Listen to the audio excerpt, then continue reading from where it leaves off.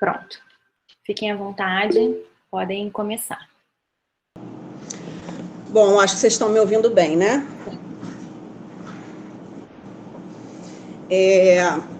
Assim, para começar, voltar a falar, né, de Plataforma Brasil, de submissão, não tem como a gente não recordar a Masterclass que foi ofertada pelo Núcleo, né, vai fazer um ano que foi a professora Cláudia Messias, e assim, para quem está, né, nesse processo de submissão, visualização obrigatória, já está disponível na página no YouTube do Núcleo. Então, eu tive, vamos dizer, a ousadia de pensar, de falar um pouquinho novamente sobre esse tema, porque, assim como para mim foi muito importante a aula da professora, na época, né, porque foi exatamente na época que eu estava submetendo o meu projeto, eu acredito que possa ajudar. A gente tem que sempre estar falando sobre isso no Núcleo e, né, e difundindo, né, as nossas experiências, difundindo os nossos conhecimentos. Então, assim como me ajudou a aula da professora há quase um ano atrás, eu acho que a gente pode ajudar aí os pesquisadores que estão chegando. Né? A Claudinha é de uma turma depois da minha, do mestrado, então ela submeteu, ela está com um pensamento mais fresquinho, mas eu também tive a oportunidade de, junto com a minha orientadora, que é a Elaine, submeter o projeto de iniciação científica do PIBIC, então eu tive mais de uma experiência, por isso que eu ousei um pouco a pensar nesse tema. Tá? Não fui aprovada de primeira quando tive a submissão, tive, né, pendência no meu, e na segunda fui aprovada. Tá? Então, eu trago assim, de uma forma muito prática, como a professora falou. Vou disponibilizar algumas coisas para quem, né, o roteiro que eu segui.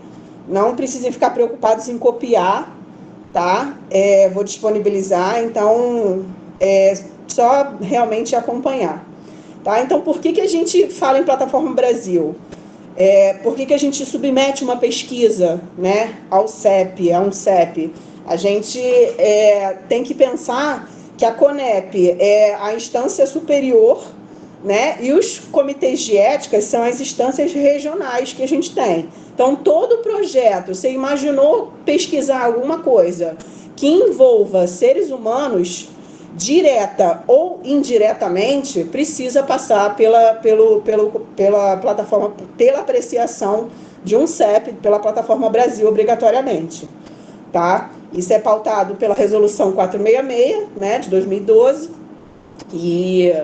Então, pesquisando direta ou indiretamente seres humanos, não tem jeito, você vai ter que, né, submeter à Plataforma Brasil. Então, esse foi idealizado por mim, e a Claudinha também entrou junto nessa onda aí, para surfar junto comigo. Então, só as etapas que vão ser abordadas, né? A gente vai traçar 5 etapas: cadastro e navegação, organizando o projeto, dicas importantes, pendências e parecer final. Bem sucinto, bem direto, mas que com certeza vai ajudar quem estiver aí no processo. Então, primeiro passo, óbvio, Plataforma Brasil é o site, né? Consegue acessar diretamente no link. A primeira coisa que não se pode deixar de... pensou em fazer projeto, está envolvendo seres humanos? Vai ler primeiro, antes de submeter, antes de fazer cadastro, tudo, né? Pensou, vai ler o manual, tá? Não tem como você... é fácil, eu sou boa em internet, eu sou boa em cadastro, né? Ele é autodidata? Não, não é. Então, tem que ler o manual, tem que ler o manual do pesquisador, tem que se informar primeiro e se ambientar. Óbvio que, como eu disse, a aula da professora Cláudia e as dicas que a gente está dando aqui hoje já dá uma noção bem boa. Mas a primeira tarefa do mestrando, do pesquisador que for, né, precisa passar pela leitura do manual completa, tá bom? Ele fica disponível no próprio site da Plataforma Brasil, né, nessa abazinha vermelhinha aí que eu grifei, tá? E aí você vai proceder o cadastro. Como é que é esse cadastro? É simplesmente ir lá botar seus dados? Negativo. Você tem que cadastrar, você tem que ter um currículo em formato Word, tá? Um currículo vitae normal, básico, nada demais. Pode ser uma cópia do Lattes, se quiser também. É importante, já que eu citei o Lattes, seu Lattes está atualizado, né? Não pode estar, né? Você não pode não ter, né? E nem estar desatualizado. Então, o seu Lattes também tem que estar atualizado. Mas você precisa ter um documento Word com um currículo seu também, para essa primeira etapa de cadastro, tá? Um documento digitalizado, tá? Importante já ter esse documento digitalizado, porque você só consegue se cadastrar com ele, e foto de identificação, tá?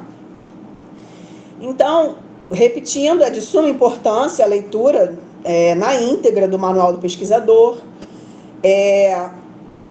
pensar em submeter, na verdade, pensar em pesquisa, a gente pensa em organização. Se a gente não tiver uma organização, um mínimo de um cronograma, um mínimo de um planejamento, a gente não consegue fazer pesquisa, não adianta.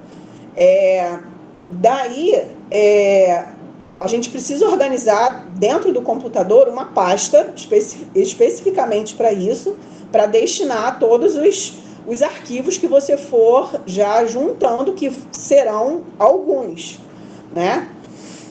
Importante, primeira coisa, quando eu fui me cadastrar, qual é o CPF da minha orientadora? Eu já fiquei pensando no CPF, né? Tem a questão de procurar pelo nome também, ok, mas pelo CPF vai mais rápido e não dá erro, né? Então, CPF da sua orientadora em mãos, né? Buscar pelo nome, como eu coloquei, demora mais, porque às vezes pode ter homônimos também, enfim. Então, ter o CPF da orientadora e da equipe participante, que vai participar da sua pesquisa, se for o caso, é interessante, tá?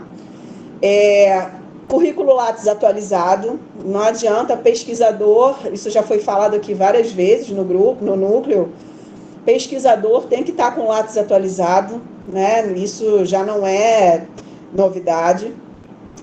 E, assim, resumindo, você terá 40 minutos para submissão na plataforma. Logo, organização é tudo. Ele vai te pedir uma série de coisas, a plataforma vai te pedir uma série de informações, e se você ficar digitando, em 40 minutos você não vai conseguir completar esse processo, tá? Então, é importante já ter isso em mente. Tenho 40 minutos, então eu tenho que me organizar, tenho que deixar tudo pronto previamente, eu não posso pensar ali, quer dizer, não posso pensar ali na hora, modo de dizer, né? Mas ali na hora eu tenho que estar com tudo em mãos, né? Posso direto do meu projeto já buscar as coisas, o que a plataforma pedir, eu posso buscar direto do documento do meu projeto? Você vai se enrolar, tá? Então, a dica é separar, fazer um roteiro. Eu vou disponibilizar para vocês o roteiro que eu fiz para mim e que eu segui nas 3 vezes que eu submeti projeto à Plataforma Brasil. Eu segui esse roteiro e eu não tive problema nenhum, tá? Então, vou disponibilizar para vocês. Podem ficar à vontade para compartilhar. Em Word dá para editar, tá? Então, a partir desse roteiro, você botando tudo bem meticuladozinho, você consegue cumprir esse tempo, com certeza, bem antes disso, antes dos 40 minutos, tá? Outra coisa de suma importância, consultar os prazos do CEP. Qual é o CEP que eu vou me submeter? Qual é a minha instituição proponente? De que instituição que eu faço parte? Eu faço parte da UF. Né? Então, vou ver o CEP da UF, vou consultar, vou abrir o site da UF, do CEP da UF, né? E vou consultar lá quais são as datas das reuniões. Isso é também de suma importância, porque você se programa no seu planejamento quando que você vai estar já com tudo pronto, quando que você tem que estar com tudo pronto para poder submeter ao projeto. Por quê? Tem comitê de ética que se reúne uma vez no mês, tem comitês que se reúne 2 vezes no mês, vai depender da frequência de envios, do número de envios de trabalhos que esse comitê de ética recebe. O da UF, normalmente, eu vou expresso aqui, eles geralmente são 2 vezes no mês, tá? Então, é importantíssimo definir qual é o prazo que você tem para poder submeter, tá? E além dessa questão de definir o prazo, você tem que se atentar que esse prazo tem que incluir a folha de rosto assinada. Por quê? O que é essa folha de rosto assinada? O seu orientador, você passando por todo o processo, ele é interrompido com a geração da folha de rosto. Essa folha de rosto vai ser assinada pelo seu orientador e vai ser assinada pela instituição proponente, a que você está sendo submetido.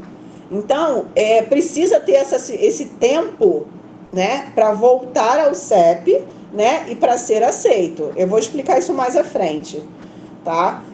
Quando você gerou a folha de rosto e vai passar isso para o seu orientador e vai passar isso para o diretor da faculdade de enfermagem da UF, enfim, para o responsável legal que assine, né, é importante, não é feio, vamos dizer assim, você dizer para eles, olha, eu tenho o prazo, a próxima reunião do CEP é dia tal, é daqui a 15 dias. Então, menciona para o seu orientador que você tem um prazo para devolver, tá? É importante isso também. Então, esse é o CEP da UF, tá? Então, ali naquela aba que vocês estão visualizando, sobre o CEP tem os calendários, né? E aí, ó, como eu estou mostrando, ele já disponibiliza um calendário do ano inteiro, e aí primeira reunião e segunda reunião. Vocês veem que tem 2 reuniões durante o mês, e tem um limite para envio do projeto. Então, tem as datas, tudo certinho, dá para você se organizar, se programar, tudo direitinho. Tá? Então, vocês veem que até janeiro de 2023, eles têm um limite de envio para janeiro, que é já de dezembro, e a reunião ainda vai ser definida, mas tem um limite para envio. Tá? Aí é importante também mencionar que na página do CEP, da UF, também tem orientações gerais. Por exemplo, a carta de anuência do meu local, da minha instituição co-participante, eu vou fazer numa secretaria de saúde. Preciso da anuência da secretária de saúde para poder fazer a pesquisa naquele local, ou do diretor de um hospital que eu vou fazer a pesquisa. Mas lá nesse hospital ou nessa secretaria, nessa prefeitura, não tem um modelo de carta de anuência, né, para me autorizar a fazer a pesquisa. Aqui no site da UF, no material educativo, né, aquela abazinha ao lado, eles dão uma sugestão de carta de anuência, você pode copiar. Também tem várias outras cartas de anuência disponíveis, né, na internet.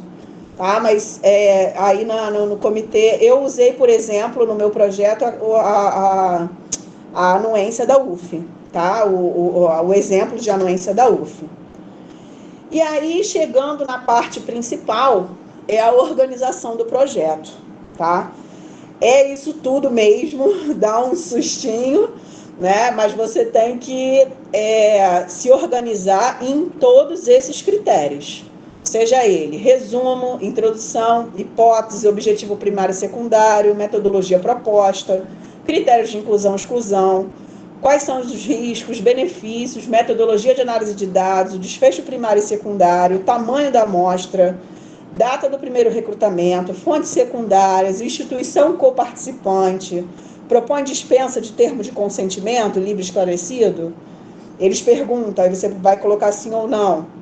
Cronograma de execução, orçamento financeiro, outras informações e bibliografia. Então, esses são todos os critérios que a plataforma vai te pedir e você vai ter que responder. Uns tem os asterisco vermelhinho, que são de obrigatórios, e outros não, mas a maioria são obrigatórios, tá? Então, dentro de todos esses critérios que eu mencionei, que eu vou especificar mais no próximo slide, você tem que se atentar de que cada um deles, quando você for preencher, você tem 4.000 caracteres para poder colocar em cada abinha que abre ali, tá?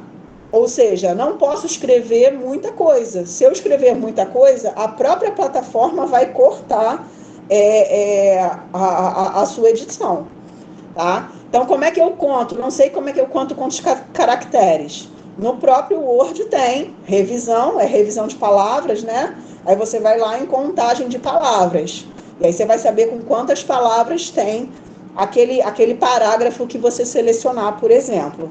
E aí você sabe que ali você tem certeza que tem menos de 4.000 palavras para poder inserir naquele espaço, tá? A organização em itens facilitará no momento da submissão, é o que eu estou já batendo na tecla. O que é isso que eu estou mostrando para vocês? É exatamente a minha estruturação, é o que eu disse que eu vou disponibilizar para vocês, o que eu usei para mim como roteiro, né? Então, todos aqueles critérios que eu pontuei ali atrás, que eu vou falar agora individualmente, eu coloquei eles todos, fiz um roteiro e fui botando, né, no Word e fui contando palavras de cada um desses critérios para ver se tinha os 4.000, tá? Lembrando que a gente precisa fazer isso porque a gente tem 40 minutos, tá? A plataforma fecha, tá? Se você demorar mais do que esse tempo, a plataforma fecha e você simplesmente o que você já tinha escrito, se você ficar digitando, imagina digitar 4.000 caracteres em cada um, né? Se você ficar digitando, não vai ter tempo, tá? Então, falando especificamente desses critérios, né? O que vem ser o resumo, né? Resumo e desenho, eles se apresentam como critérios em fases diferentes. Primeiro eles pedem desenho, depois eles pedem resumo, que são sinônimos, mas na verdade são coisas diferentes. Primeiro eles pedem desenho, aqui eu botei até junto, mas o desenho do estudo é uma pincelada, literalmente, que você dá sobre o teu projeto. Você vai botar praticamente nada de introdução, vai dizer que é uma pesquisa proponente de um mestrado profissional, de uma pesquisadora autônoma, enfim, que tem metodologia tal, que tem previsão de realização tal, né? Então, é um resuminho, mas muito básico. Esse é o desenho, né? E em seguida, o resumo, eles pedem na página posterior a introdução e o resumo, aí você pode botar com uma forma um pouco mais detalhada, tá? Então, os dois são sinônimos por um compilado de tudo que você vai apresentar na descrição do seu projeto, tá? A introdução em si, né, é introduzir o seu tema. Importante você, na introdução, trazer referências externas, referências atualizadas, né? O mais lógico, 5 anos para cá, os mais recentes possíveis. Importante colocar as suas motivações, como você como pesquisador, como que você está inserido nesse tema, né? É importante mencionar. E aí temos a hipótese. O que é a hipótese que eles colocam? É o seu problema de pesquisa. Por que eu quero pesquisar? Qual foi a questão que me motivou, né? Sempre é um questionamento, sempre é uma pergunta, tá? Nunca é um verbo, um objetivo, é sempre a pergunta de pesquisa. Objetivo primário. O objetivo primário é o objetivo geral que você definiu como objetivo da sua pesquisa, né? Eles botam como primário e secundário, porque às vezes você pode ter o objetivo geral e pode ter os objetivos específicos. Então, o geral entra no objetivo primário e os objetivos específicos, você entra no objetivo secundário, tá? O que se pretende? Aonde se pretende chegar? Pode-se ter um ou mais. Mas eu só tenho um objetivo na minha pesquisa. Então, é o seu objetivo primário, tá? Metodologia proposta, qual metodologia vai aplicar, critérios de inclusão e exclusão. Né? A aceitação em participar de uma pesquisa não é considerada critério de inclusão, tá? Isso é uma das coisas que devolve como pendência bastante. Então, o participante aceitar não é critério, vai ser critério de inclusão o participante querer participar da pesquisa. Não, tá? Isso não é critério de inclusão. O de exclusão não pode ser oposição ao critério de inclusão. Claudinha também vai falar um pouquinho mais disso lá para frente, tá? E sempre explicar detalhadamente, tá? Não precisa ficar enchendo muita coisa. Detalha, vai direto ao ponto. Vai ser incluído tais participantes e excluídos tais. Riscos. Lembrar que riscos são sempre mínimos, né? Na resolução 466 de 2012, eles definem, né, o que é risco mínimo, e você nunca pode botar que a sua pesquisa não tem risco nenhum ao paciente, tá? Ao participante, desculpa. Então, todos os possíveis riscos você tem que apresentar. Tudo que sai do cotidiano do participante, de vivência do participante, é um risco mínimo. Se ele, durante uma entrevista com você, que você se propôs a fazer uma entrevista, se ele começou a ficar com uma sudorese, se ele começou a ficar agitado, começou a se sentir incomodado, isso é um risco mínimo, tá? Então, tem que se atentar à sua metodologia, né? O que você está se propondo a pesquisar, para poder entender o que pode gerar. Você tem que se colocar lá no lugar do participante. Se me perguntasse isso, como é que eu iria me sentir? Né? Na minha pesquisa, eu estava como coordenadora do meu local de trabalho. Né? Então, vamos dizer, eu aplicando um questionário para os meus funcionários, né? Eles respondendo isso, será que eles poderiam ficar acuados em responder alguma coisa porque eu sou a chefe deles, eu sou a coordenadora deles? Isso eu tive que mencionar na minha metodologia. Eu tive que mencionar que não havia conflito de interesse nenhum, né? E eu, como gestora, e eu, como coordenadora, estaria atenta, né, para quaisquer sinais ou quaisquer eventuais problemas advindos dessa questão do meu cargo, né, de ser um cargo de chefia.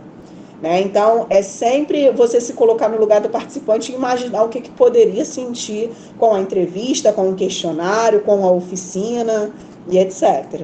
Tá? Os benefícios podem ser benefícios diretos e indiretos, ou seja, diretos para a instituição pesquisada, para o local que você está pesquisando, pode ser benefício para os participantes, pode ser benefício para a comunidade em si, né? O produto que é gerado com o nosso mestrado profissional, né, pode se tornar, depois do registro, copiado por outras unidades. Então, vários benefícios podem ser gerados com seu projeto. Metodologia de análise de dados é diferente da metodologia proposta. Essa é a metodologia aplicada após a coleta de dados, ou seja, para análise, tá? E o desfecho primário, né? A gente tem que determinar esse desfecho primário, você antes, no teu projeto, no teu planejamento, você já tem que pensar o que a minha pesquisa, o que ela pode gerar, o que pode acontecer, quais são as contribuições. Eu fazendo isso vai me gerar... no meu caso, vai ter mudanças institucionais dentro da prefeitura, dentro da Secretaria de Saúde, né? O que eu almejo, né? Então, isso tudo vai entrar dentro do desfecho primário. Tamanho da amostra. Esse tamanho da amostra, eu lembro que na época, quando eu submeti o meu, eu falei, caraca, como é que eu vou fazer o tamanho da amostra? Claudinha também, a gente conversou bastante sobre isso. O tamanho da amostra, no meu caso, por exemplo, que é uma central de regulação, eu falei, olha, são poucas pessoas lá dentro, mas eu tenho que considerar todas elas, né? Eu gerenciar todas elas. No meu caso, eram poucas pessoas. No caso da Claudinha, por exemplo, é uma enfermaria completa de pediatria. Então, e aí, como é que eu defino? Mas como é que eu sei quem vai aceitar participar, quem não vai?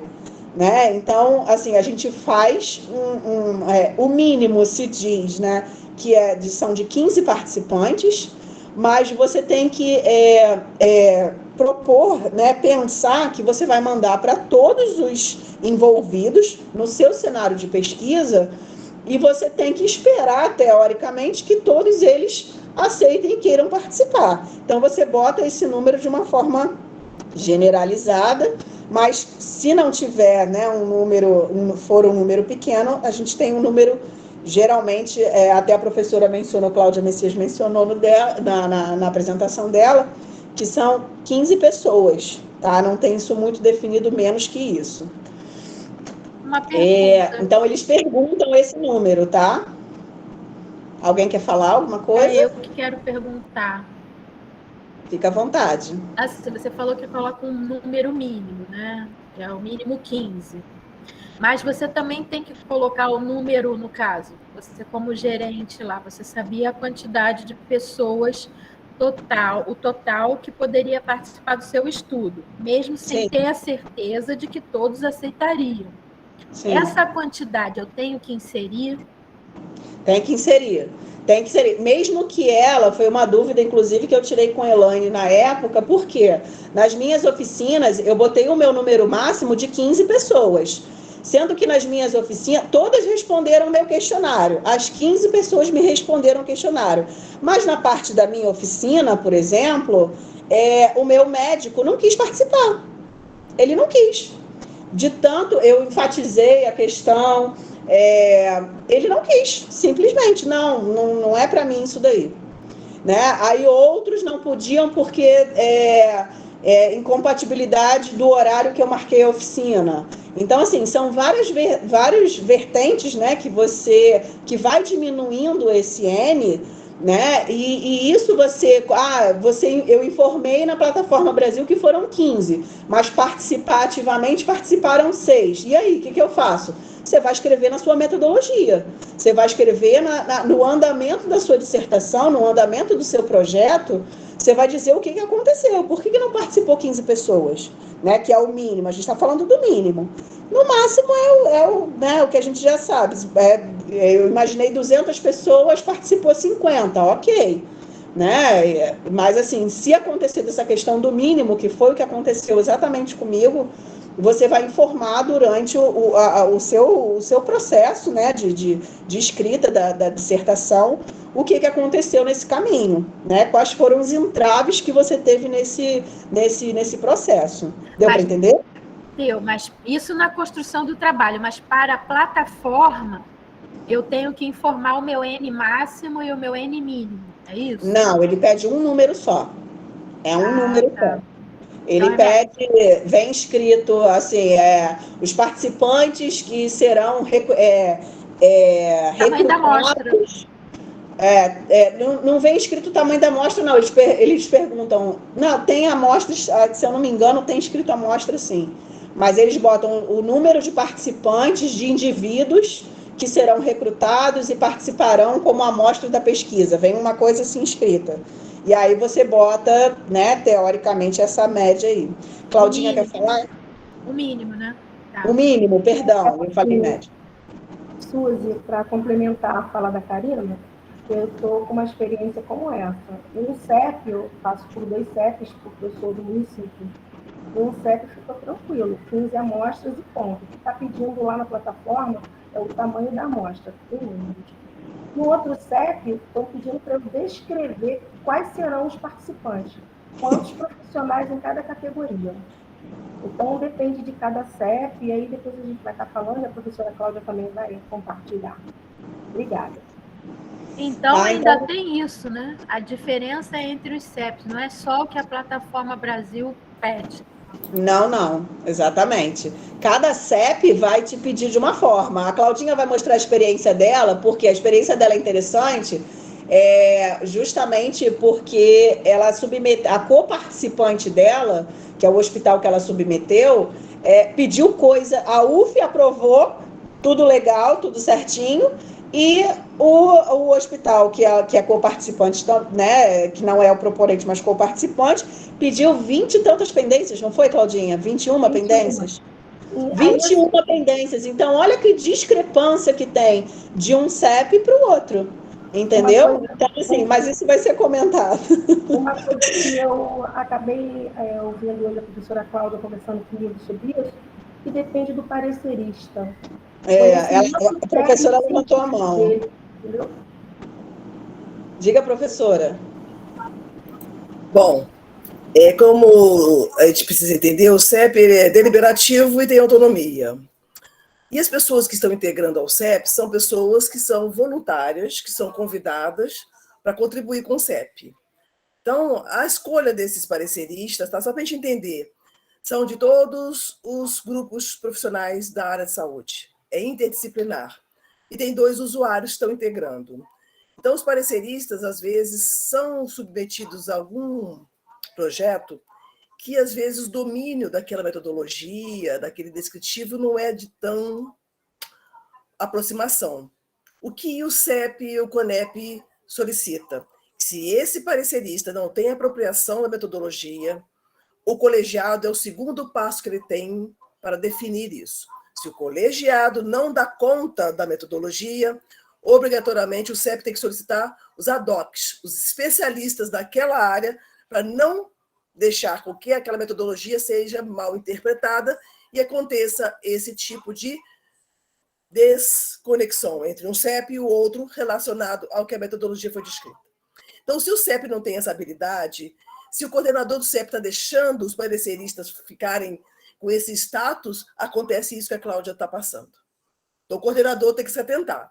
Então, depois que a Cláudia passar pelo CEP, tiver aprovação, a gente vai fazer uma cartinha orientando, falando para o coordenador. Se o coordenador não tomar ciência, eu vou mandar para o CONEP, porque o CONEP pede, por favor, nos informe o que está acontecendo, porque às vezes o CONEP também se perde nisso, porque o parecerista fica muito solto.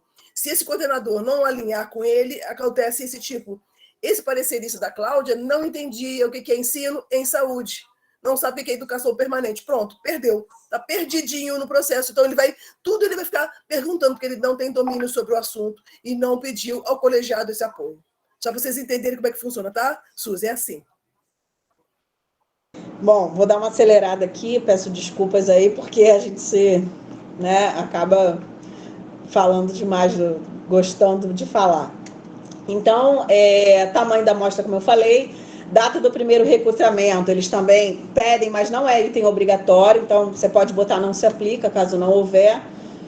Haverá uso de fontes secundárias de dados, ou seja, você vai pesquisar em prontuários, em dados demográficos, abertos, fechados, Ministério da Saúde, DataSUS, você vai informar nessa parte, tá? Instituição coparticipante, a proponente é a UF, onde eu estou, a coparticipante é o meu cenário de pesquisa, tá? Então, eu vou aplicar isso num hospital X, vou aplicar isso na Secretaria de Saúde, na escola, etc, etc. Propõe dispensa de termo de consentimento livre esclarecido, caso a pesquisa não seja, com seres humanos diretamente. Vou pesquisar em prontuários, mas não vou ter acesso direto, a nenhuma informação sigilosa, que o termo de confidencialidade já vai me dar o ok. É importante ter a questão do cronograma de execução, e o orçamento financeiro também separados, num documento de Word, porque serão preenchidos na plataforma, mas também terá que ser anexado, foi uma das pendências, acho que também de Claudinha, também terá que ser anexado o cronograma de execução em Word. As mesmas datas que você colocou lá na plataforma, você tem que fazer um documento Word para botar esse cronograma, tá? O último. Outras informações justificativas ou considerações a critério, você pode preencher também. Bibliografia. Bibliografia não precisa botar suas 50 referências, não. Você bota as principais, tá? Não precisa encher a quantidade de referência. Tá? Então, essa é a parte que chega na folha de rosto. Depois que você cadastra todos os né, todos aqueles critérios que eu mencionei, ele para nessa página, imprimir folha de rosto. Você não consegue prosseguir para a próxima página, vocês veem ali embaixo que a gente está na página 5, você não consegue prosseguir para a próxima página, né, se você não anexar a folha de rosto, que é essa na lateral desse vermelho rachurado. Você imprime a folha de rosto, você dá para a sua orientadora e vai dar para a instituição proponente, quem é o diretor da faculdade de enfermagem, quem é o diretor do mestrado, o coordenador do mestrado e assim por diante. Tá? Então, você não consegue prosseguir. Depois que você tiver essa folha assinada pelos responsáveis, aí você vem com anexar folha de rosto e aí você consegue dar seguimento ao próximo passo. Claudinha, as duas Claudinhas de mão levantada. Pode falar, meu.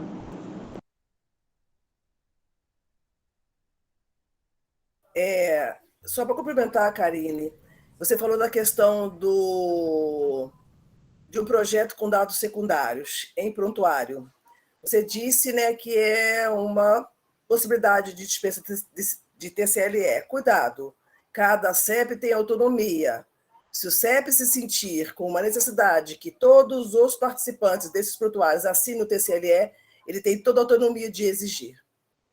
Então, isso tem que ser uma perspectiva. O que o CEP peca é de não descrever isso na página principal do seu CEP. Ele só deixa para falar isso quando o pesquisador submete, ele traz como pendência. Então, o CEP que tem essa característica, é obrigatório, isso está descrito na resolução CONEP, tá? Descrever tais características, pesquisas com projetos com pesquisas secundárias. Solicitamos que todos os participantes tenham TCLE para os participantes, mesmo que eles não estejam integrados à unidade de saúde. E o que peca o CEP em relação à coordenação. A coordenação tem que atentar para isso, para não limitar o tempo do nosso pesquisador. O pesquisador tem que ter uma agilidade de respostas e de informações prévias. Ter pendência não é o que a gente quer. A gente quer que isso seja ágil. Então, tudo que for minimizador de pendências tem que ir para a página do CEP, seja com informações ou com abertura de plantões e marcações com a coordenação para tirar dúvidas. Os CEPs do nosso estado, poucos têm plantões e discussões com o coordenador. O pesquisador tem que fazer isso. Alô, eu tenho dúvidas sobre esse assunto. Ele imediatamente faz esse tirar dúvidas. E os nossos CEPs não têm isso como comum.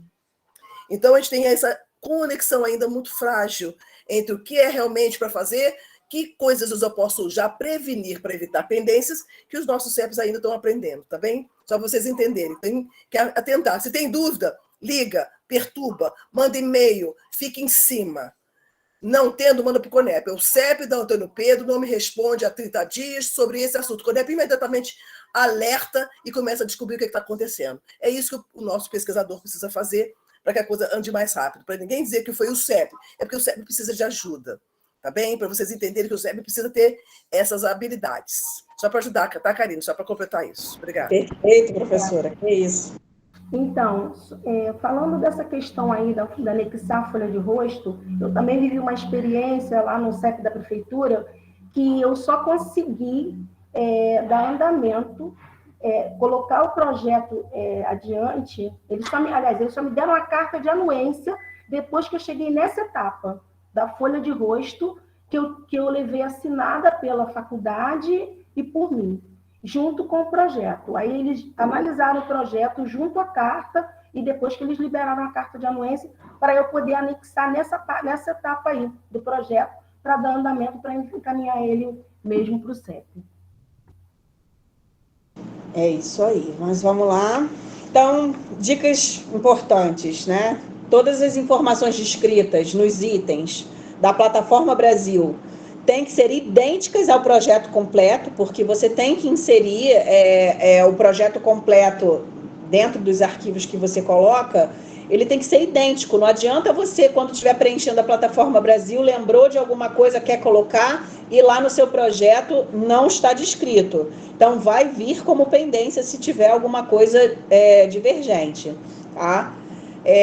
Novamente, o tamanho da amostra, detalhar os sujeitos em números de participantes, Se tiver menor de idade, né, eu botei até termo de consentimento livre esclarecido, mas é o TCLA, desculpa, é o TALI, né, crianças, adolescentes e incapazes, né, então você tem que detalhar se terão menores de idade. No meu, por exemplo, tinha jovem aprendiz, mas o meu jovem aprendiz, ele tinha 19 anos, então, ok, tá, né, não se enquadra, não tive que fazer o TALI, só fiz o termo de consentimento esclarecido, tá? Então, é importante atentar a isso. Referências bibliográficas, como eu disse, não precisa inserir todas, somente as principais, fica muito cheio, muita informação pro avaliador, né, do CEP. Duração e número previsto para entrevistas, oficinas, detalhar tudo no projeto e no termo de consentimento. Você tem que deixar explícito, né, que qual a sua previsão de oficinas, de encontros, qual é a previsão de participação que esse sujeito, né, que esse participante vai estar ali tendo que se submeter, entre aspas, né? Por quanto tempo, por quantas horas, isso tem que estar escrito. Repito, né, o que aconteceu comigo. Forma de coação em relação aos riscos, né, qualquer forma de coação, por ser chefia, o gestor da unidade, né, eu como pesquisadora aconteceu essa questão, que eu era coordenadora na época, então tem que ser escrito isso, né, que você como gestora, né, estará atento, e detalhar, isso tem que estar detalhado no termo de consentimento, no projeto, e tudo no termo de consentimento e no projeto. Então, os riscos sempre mínimos e nunca sem riscos, tá? Termo de concessão de imagem. Você tem que fazer um termo, fazer um documento dizendo que se você for gravar entrevista com áudio, ou fazer vídeo, ou fazer foto, você tem que ter um prazo, os participantes têm que assinar esse termo, né? E você se responsabiliza nesse termo, aguardá-lo, né, por um prazo mínimo de 5 anos, e após isso você garante que vai ser excluído os dados, tá? Questão do cronograma também, como eu falei, tanto o cronograma quanto o orçamento, você vai colocar na plataforma Brasil, mas você também precisa ter um documento separado. Atentar para não colocar, isso é super importante, isso sempre retorna. A gente já aconteceu, a gente viu nos colegas anteriores do meu mestrado, aconteceu bastante. Para não colocar o mesmo mês na coleta e na análise dos dados, tá? São coisas diferentes. Então, tem que se atentar para não colocar no mesmo mês essa análise, e a coleta e a análise, tá? Primordial, na pasta que você vai criar para separar esses documentos, né? Separar o arquivo em formato Word ou formato PDF, sem espaço, sem acento ou sem pontuação, tá? Escreve de uma forma geral, sem ser cedilha, sem acento nenhum, tá? Então, a carta de anuência, o cronograma, o formulário, o projeto completo, você pode escrever normalmente, mas não coloca nenhum termo, nenhum acento e ponto, nada disso. E sempre ou em formato Word ou em formato PDF. Isso tudo já tem que estar organizado previamente a você fazer, né, a sua submissão na plataforma, tá? E aí, um cabeçalho bem feito, né? Utilizar sempre o logo das instituições, né? Páginas sempre numeradas e assinadas pelo pesquisador e pelo participante. O meu TCLE, ele teve 3 páginas, né? Ficou extenso, mas, enfim, foi que deu para a gente enxugar, a gente enxugou, mas ele teve as 3 páginas. Então, as 3 páginas, ao final, vocês se atentem que as páginas estavam numeradas, e ao final de cada uma página tem a minha assinatura e a assinatura do participante, tá? Então, tem que se atentar a isso, e isso o CEP devolve também por causa desse motivo. tá? O termo de consentimento, muito detalhado, tá? Aí é a parte principal. Você pode apresentar esse termo de consentimento, né, ao participante, você pode conversar com ele antes, ele pode ler antes para dizer se concorda ou não com a pesquisa, né? Então, é de primordial importância o termo de consentimento. Verificar sempre antes quais os modelos e padrões da instituição para o termo de consentimento, de carta de anuência, de concessão de imagem, termo de confidencialidade. Como é que eu fiz o meu? Esse primeiro documento é a minha carta de anuência. A minha carta de anuência foi o que eu falei. Eu fiz numa prefeitura, o meu cenário foi numa secretaria de saúde, numa central de regulação. Quem me autorizou foi a secretária de saúde do município, né, que eu estou pesquisando. Ela não tinha modelo nenhum, eu perguntei, ela não tinha nada. Eu peguei um modelo retirado da página da UF, lá no CEP mesmo, como eu falei lá no início. Tá? Então, sem problema, ela assinou, tudo certo. Termo de cessão do uso de imagem, também mesma coisa. Peguei do site da UF, que me disponibiliza um modelo, e eu tive, no caso, foto e áudio, né? Porque eu gravei as minhas oficinas. Então, eu tive que aplicar o termo de cessão do uso de imagem. E o termo de confidencialidade, né, é um termo que você não dá diretamente, né, ao participante, mas você bota na plataforma, que é que você diz ali, você ratifica que todo o questionário, no caso que eu apliquei, toda a documentação que você reuniu, você vai estar guardando esse material, se for e-mail digital, por exemplo, né? Depois na finalização da pesquisa, você vai estar excluindo esses dados, né? E guardando, quer dizer, vai ter o prazo de 5 anos e depois desse prazo vai ser excluído, tá bom? Isso é super importante. A gente tem alguns colegas que fazem a pesquisa agora, principalmente na pandemia, né? Tem a questão da pesquisa online, né? Então, tem um ofício circular da CONEP que dita, né, as orientações para casos de pesquisas online, né, em ambiente virtual, seja quando há pesquisa em Google Drive, em Meet, enfim, em todas as plataformas digitais.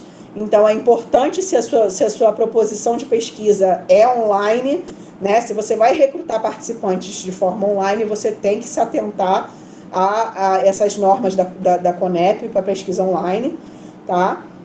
E enfatizar também que a pesquisa online também possui orçamento. Eu vou fazer tudo online, não vou precisar ter orçamento nenhum financeiro, né? Não vou precisar imprimir papel, caneta, etc, etc. Você tem que delimitar, sim, a questão de orçamento, tá? E aí, mesmo você organizando tudo, deixando tudo mais claro possível, as pendências poderão acontecer, tá? E você precisa se atentar a cumprir elas o mais rápido possível, lembrando daquelas datas do CEP. Claudinha vai falar aí, tentar ser um pouco mais rápida, né, Claudinha? Que a gente já está estourando a hora. Sim, a hora já bateu. Eu tenho 7 minutos para falar, pelo que eu entendi que a professora Elaine disse. Mas aí eu coloquei pendências do CEP da UF e pendências do CEP da Prefeitura do Rio. Na verdade, eu já começo errando. Eu quero já pedir desculpas, que, na verdade, a gente não pode colocar nomes. Segundo a minha orientadora, ela me falou isso, que não é bacana isso. Então, eu quero só retificar esse erro, né, de ter colocado pendências do CEP da UF e no outro CEP da Prefeitura. Mas uma coisa que me chamou a atenção nas pendências de alguns pareceres que eu acabei vendo dos colegas, dentre eles o meu, da Karina, e de mais duas colegas do núcleo, que fazem mestrado, que já conseguiram passar por esse processo. Um deles foi o critério de exclusão. O meu foi critério de exclusão como antônimo do critério de inclusão. Isso é uma das coisas muito complexas. Eu coloco aqui um exemplo, né? O critério de inclusão. Serão considerados profissionais com mais de 1 ano de atuação na unidade, que de alguma forma prestam assistência aos pacientes no setor pesquisado. E o de exclusão, profissionais com menos de 1 ano de atuação no setor onde será realizada a pesquisa. A Karina já tinha falado isso aqui na apresentação, mas eu quero só ratificar que realmente isso não vai proceder e vai voltar como pendência. E aí o CEP me respondeu da seguinte forma: esse foi o CEP da UF, que foram apenas 3 pendências minhas. Os critérios de exclusão indicam um subgrupo de indivíduos que, embora preencham os critérios de inclusão, também apresentam características ou manifestações que podem interferir na qualidade dos dados, assim como na interpretação dos resultados. E aí ele conclui que não é correto colocar o antônimo. Como critério de inclusão, pessoas com mais de 1 ano, de exclusão com menos de 1 ano. Não. Você tem que pensar em alguma coisa que você possa fazer, trazer diferenciação para que você possa excluir esse participante. Falando ainda nesse contexto, passa para mim, por favor, Karina, que eu vou falar da outra pendência, que foi aqui no CEP da UF. Isso foi de uma outra colega. Ela está até na sala, inclusive. Critério de inclusão, ajuste de texto. Aí ele colocou: como critério de exclusão, será adotado o fato dos trabalhadores que tiverem afastado por motivo de férias, licenças médicas ou viagem durante o período da coleta de dados. E aí ele coloca: quando o pesquisador menciona, podendo este número ser ampliado, uma vez que as entrevistas só serão interrompidas quando se observar a saturação dos dados. Aí ele fala que o texto elaborado dessa forma dá a entender que pode haver aumento de participantes da pesquisa durante a coleta de dados. E o número de participantes da pesquisa só pode ser aumentado mediante a emenda solicitada a este CEP. Aí pede o ajuste desse critério, que para que você possa fazer qualquer alteração de aumento do número de participantes, você precisa estar fazendo uma nova petição ao CEP para eles autorizarem isso. E essa coisa de afastados por motivo de férias, licença médica ou viagens. Eu vou mostrar para vocês que no meu, da UF, ficou tranquilo, mas no outro não foi aprovado. Passa para mim, por favor, Karina. E estamos terminando, que esse é o da Prefeitura do Rio, que acabou que eu coloquei nomes, né, que não deveria, que aí o critério de exclusão, profissionais que estejam afastados de suas atividades laborais devido a licenças médicas ou maternidade. Aí ele colocou, que gerou dúvida, né? E os profissionais de saúde que encontram afastados por férias, casamento, nascimento, falecimento de familiar, justiça, mesária, entre outros, estarão excluídos ou incluídos dos critérios. Aí eles pediram que eu pudesse esclarecer dúvidas em relação a isso. E, dentre outras coisas que o CEP da Prefeitura ele me colocou, foram muitas demandas, visto que no CEP da UF foram apenas 3 pendências e logo foi aprovado. Uma delas, eu vou até falar ainda, foi sobre o TCLE, que é muito comum, né, ter pendência nesse contexto. Mas vale a pena observar, os colegas que ainda vão estar fazendo a submissão, ter esse cuidado na questão do critério, porque eles cobram bastante. Passa para mim, por favor, Karina. E aí, essa pendência foi minha, do meu trabalho, que eles pediram para o TCLE, tem que ser elaborado em 2 vias, e se o TCLE possui mais de uma página, ela tem que ser numerada. O meu não estava numerado, e aí eu tive que voltou por conta disso. E ao final de cada página deverá conter um campo destinado da rubrica, a rubrica, né, do participante, com exceção da última, que tem que conter o campo de assinatura para ambos. E ele deve estar escrito com a folha, com o logotipo da instituição. E o TCLE, um outro, que foi falado, acho que foi da colega, de uma das colegas também, que a colega colocou o termo voluntário, e eles pediram que mudasse para termo participante.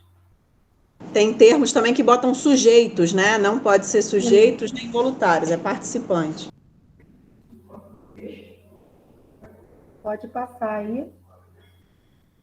E Voltando aí, a palavra finalizando, né, essa questão aí das pendências, né, você, quando recebe a pendência e você já tem as justificativas, você redige, né, faz um novo documento formal, né, informando item por item, né, numerando de acordo com o que eles mandaram como pendência, você coloca item por item quais foram os alterados no projeto, né? E lá no projeto completo, geralmente eles pedem para rachurar, né? Para botar em aquele, como é que fala? Ih, gente, obrigado, né? E aí que eles conseguem acessar mais facilmente, né? Eles conseguem visualizar mais facilmente, né? O realce do texto, onde você modificou, né? E aí é uma carta-resposta simples, né?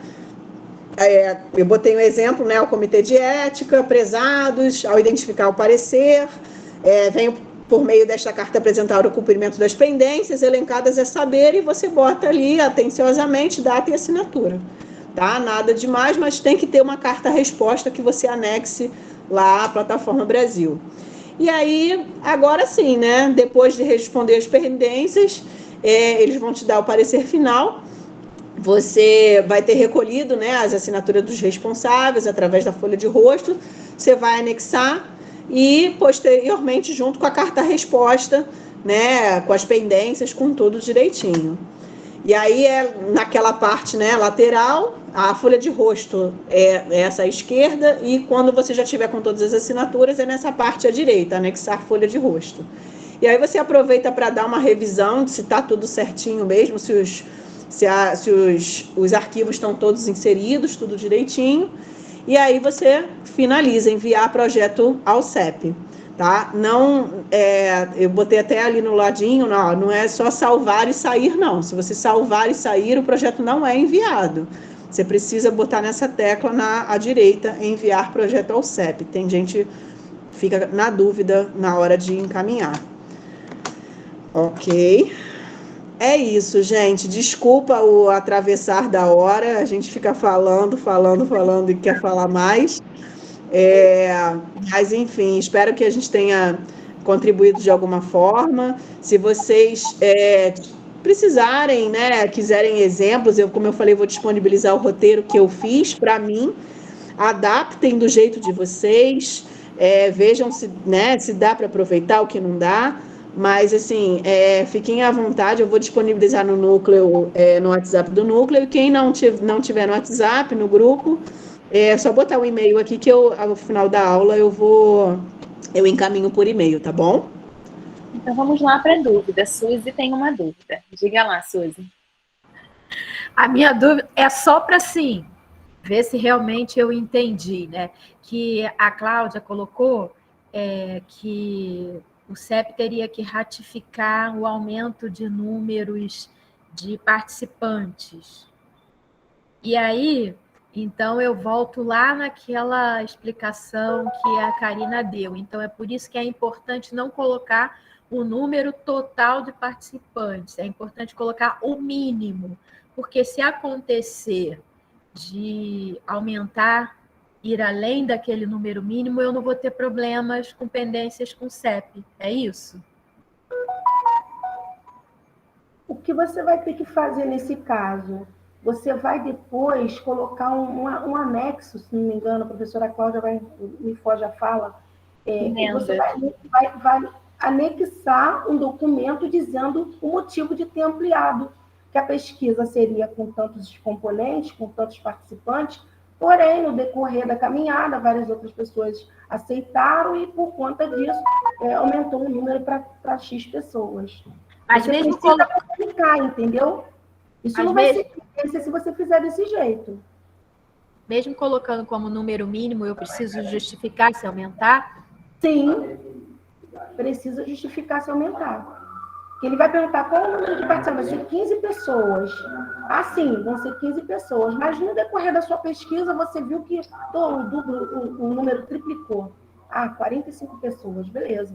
Eu vou justificar para o CEP o motivo vou ratificar para ele que eu precisei aumentar o número de pessoas. E se for o inverso? Reduzir? Por favor.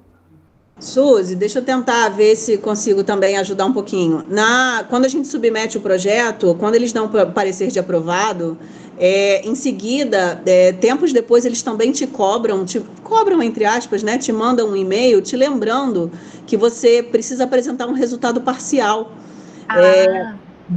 De como está o andamento da sua pesquisa. Então, nesse resultado parcial, quando você coloca no cronograma, no teu cronograma, você tem que mostrar que em tal mês, né, eu estou fazendo a coleta de dados. E aí, nesse mês que você está na coleta de dados, você pode, por exemplo, responder a eles exatamente isso. Durante as minhas oficinas, por causa da pandemia do Covid, meus funcionários são idosos, eles ficaram afastados, enfim, os motivos exequíveis, né, os motivos que aconteceram para ou aumentar ou para diminuir a sua amostra, né? Então, durante nesse relatório parcial que você encaminha para eles, você pode descrever direitinho esse aumento. E na sua dissertação, claro, no seu projeto em si, durante a análise dos dados, durante a evolução do processo, você escreve. Tá bom? Beleza. Professoras. Beleza, agora eu entendi que existe um relatório que tem que ser encaminhado de acordo com a solicitação deles. Eu não sabia que tinha um relatório, que eu sou de uma época que não tinha isso, né? A Karina, na verdade, sempre teve isso que eu ia sempre falar. Teve, tá, Suzy? Que é porque ninguém faz. É porque a Karina falou bem, assim, é um relatório entre aspas que eles pedem. É porque, assim, você não vai preso se você não fizer, mas, assim, sempre teve. Isso. Inclusive, a professora Cláudia bem, né, enfatizou durante a aula dela, todo mundo brincou, que ninguém tinha pessoas que já tinham finalizado as pesquisas e não tinham dado retorno para o CEP, né? Então, assim, fica a pesquisa aberta, a CONEP não tem dados, não tem informações, então isso é de suma importância. Você dá um resultado parcial, você dá uma satisfação, né? De como você não precisou deles. Então, você volta lá neles para dizer, tá tudo caminhando certo, ou não está caminhando legal, e ao final, óbvio, quando você concluir, virar para eles e falar, pesquisa encerrada, tudo correto, ninguém sofreu danos nenhum, o desfecho primário foi esse mesmo que eu planejei e que deu certo, né? Então, é importante isso, e inclusive está escrito no manual do pesquisador. Né? Então, quem se atenta e lê, né, segue os passos direitinho, né, vai entender que isso é necessário, sim, e é importante para as estatísticas e reformulações do próprio manual do comitê. Gente, desculpa, mas eu vou deixar a Michele com a última pergunta e a gente vai ter que finalizar para a Yasmin começar. Diga lá, Michele, qual a sua dúvida? Desculpa, eu acho que nem cabe aqui o que eu comentei com você. Acho que aproveitando, de repente, a presença da Cláudia, porque talvez vocês possam viver isso. Pesquisas em que existem outras instituições participantes, né? Por exemplo, na condução de uma pesquisa, a gente está trabalhando com 2 universidades e desenhamos aí o formato de instituições coparticipantes. O CEP de uma aprovou na íntegra o projeto. O nosso CEP reprovou absolutamente tudo, inclusive pediu a modificação da metodologia, entre outras coisas, configuração de amostras. E aí, o desafio em medida que você se prepara ou faz as adequações, né, do nosso CEP aqui, para atender as demandas, você desconfigura e descaracteriza o projeto que foi aprovado na outra instituição pelo CEP. Né? E aí você teria que novamente ressubmeter ao CEP de lá, porque houve, de acordo com o parecer que a gente recebeu, né, aconteceria uma mudança significativa na estrutura e na concepção do objeto de pesquisa. Né? E aí, assim, são os desafios que a gente... E aí, o que a gente fez? Parou tudo, e ainda até agora está tentando pensar qual é o novo formato que a gente vai fazer de modo que não inviabilize parte da pesquisa que já está acontecendo em outro espaço, né? Porque tudo demorou muito aqui, e que, ao mesmo tempo, viabilize a participação da nossa instituição, que era, inclusive, a instituição proponente inicial. Então, assim, os desafios, né, conforme a Cláudia falou, talvez em virtude, né, da falta de compreensão de alguns elementos, né, ou até mesmo desse suporte, faz com que o pesquisador se depare com algumas questões que você não sabe como conduzir. Então, acho que essa questão né, porque tinha pesquisa em cooperação, né, instituições coparticipantes, eu acho que principalmente quando envolvem instituições de ensino e pesquisa, a questão bate num lugar que é preciso ficar atento, e eu não sei qual é o caminho, acho que é só partilhando uma angústia e uma situação que a gente vem vivenciando com frequência, né? A ponto de dizer, olha, deixo de ser instituição coordenadora da pesquisa, que é ruim para a gente, no sentido de viabilizar que a pesquisa seja realizada na outra instituição em outra etapa, e a gente entra como participante, não como coordenador. Enfim, são os desafios enfim, por essa questão de falta de alinhamento, ou um alinhamento ainda insuficiente nessa Michele, direção. o que eu fiz, assim, Claudinha, se quiser compartilhar, vou colocar uma experiência minha pessoal do pós-doutorado. Em Portugal, ele já estava aprovado na íntegra, porque eu entrei numa pesquisa deles, de Portugal e Espanha, para poder comparar a UF. Chegou na UF, né, no querido Comitê da Medicina, eles falaram que estava tudo errado, sendo que já estava aprovado em Portugal e na Espanha. Como a Karina falou, eu tive que fazer a carta. Primeiro você respira, né? Inspira, expira. E eu fui escrevendo a carta, respondendo cada item e anexei o projeto, enviei para o Comitê de Ética, para o presidente, a aprovação de Portugal e Espanha.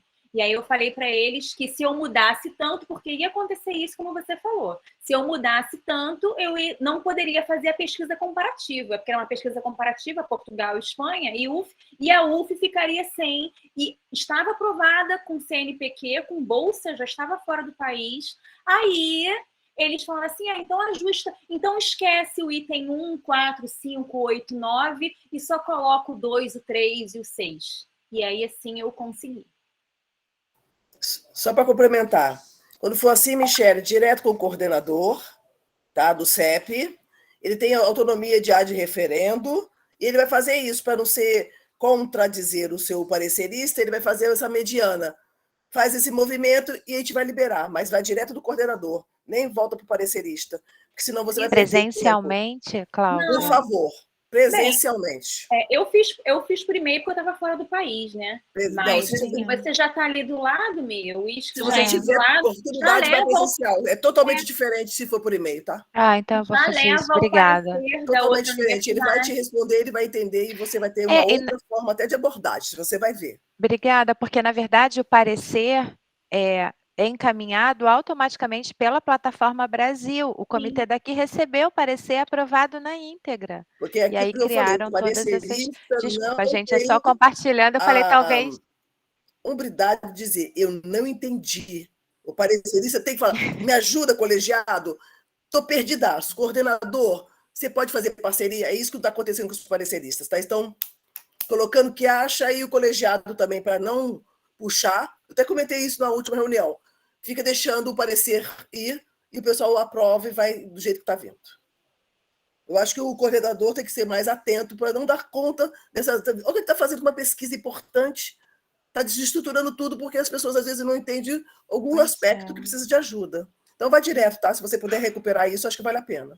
Obrigada. Foi ótimo. Obrigada. Bem, agradeço, Karina e Cláudia. Muito obrigada pela contribuição de vocês ao núcleo. Gratidão. E vamos agora, vou interromper aqui para poder Yasmin.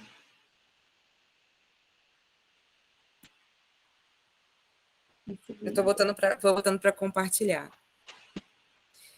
Só para avisar, eu realmente, professora, não vou conseguir trocar a internet. Então, se ficar travando muito, eu peço desculpas, vou tentar rever a fala ou desligo a câmera, se for